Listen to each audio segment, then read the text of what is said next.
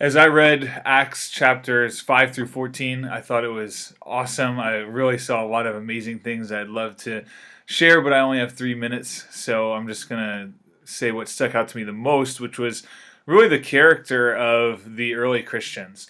And I saw that manifesting itself specifically in four major ways. I saw that they were servants, that they were risk takers, that they were empowerers, and that they were rejoicers.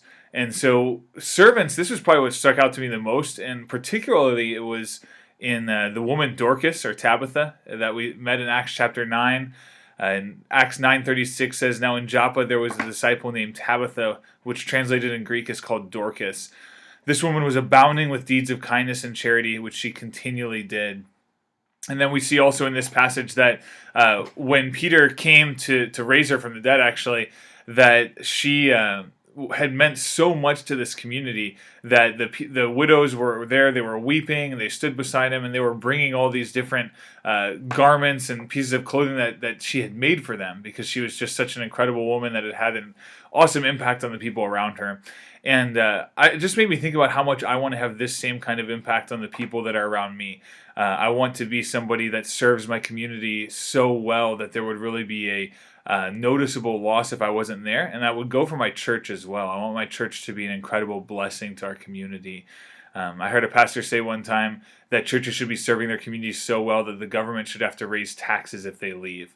And so this got me thinking about ways that we can improve in blessing the campus and the community where we are in Cincinnati. I also saw that they were risk takers. I saw this primarily in the character of Barnabas, although I saw it in a lot of other people too. But Barnabas was really just a man of great courage, faith, and trust.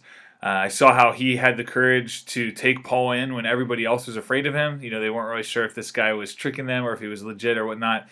He was the one that went up to see if the Gentiles had really come to know the Lord in Antioch, and had the courage to stand up for them. And then he was also an empowerer, because when he did go up there to Antioch, as soon as he saw that God had done amazing things there, he immediately sent for Paul or Saul, and he brought him back to Antioch to help him pastor that church there. He knew, hey, I want to give Saul this opportunity to do this, and he also allowed Saul to be the chief speaker on their missionary journeys. And even that's why we saw when they were encountering that one group of people, they called Barnabas Zeus, but they called Paul Hermes, because he was the primary speaker.